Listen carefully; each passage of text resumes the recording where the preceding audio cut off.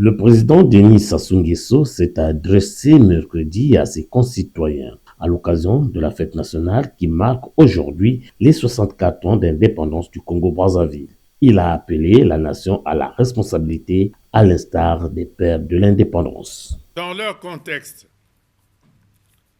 la responsabilité devenait un impératif devant la finalité de léguer aux générations montantes et futures un flambeau dont la flamme résisterait à toutes les intempéries et traverserait le temps sans jamais s'éteindre. C'est en cela qu'ils ont eu le mérite d'être immortalisés au temple de la reconnaissance infinie de la nation. D'emblée, dans son discours qui a duré un quart d'heure, mercredi, le président congolais Denis Sassou Nguesso a loué le sens élevé de la responsabilité des anciens qui devenait, a-t-il affirmé, un impératif devant la finalité de léguer aux générations montantes et futures un flambeau qui résisterait à toute intempérie. Le sens de la responsabilité nous interpelle et nous rappelle aussi cette opinion d'Antoine de Saint-Exupéry lorsqu'il dit que être un homme, c'est précisément être responsable. Nous sommes tous responsables de tous. Fin de citation.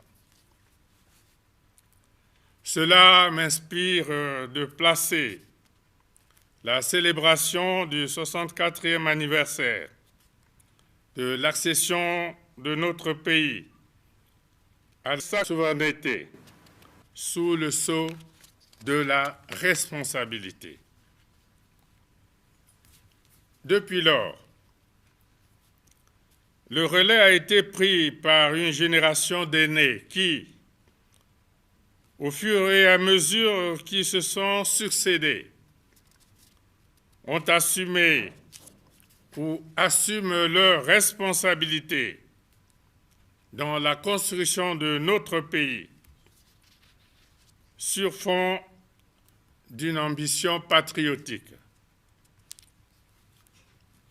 Léguer aux générations montantes et futures un Congo en paix, un Congo attractif, c'est-à-dire un Congo où il fait bon vivre,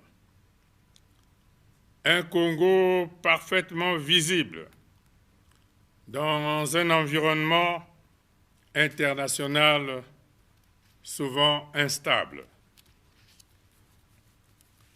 L'œuvre est passionnante et exaltante, même si elle est faite de haut et de bas. Notre pays est à certains moments confronté aux fluctuations d'un contexte économique et financier international préoccupant, la Terre étant devenue un village planétaire. Pour permettre à notre pays de résister au choc de l'économie mondiale, nous sommes parfois amenés à faire des réformes douloureuses et aussi à prendre des mesures dont les résultats positifs ne sont pas toujours immédiats. Mais celles-ci permettront aux générations montantes et futures de profiter des retombées de l'action des aînés. Poursuivant son allocution, Denis Sassou Nguesso, qui a consacré 2024 comme année de la jeunesse, a demandé aux jeunes d'éviter les raccourcis. L'initiative 2024, année de la jeunesse, qui ne doit pas être ramenée à la dimension d'un simple slogan, participe de la nécessité de répondre efficacement aux aspirations des jeunes et de les conditionner à l'accomplissement des missions qui leur sont dévolues. Dans tous les pays,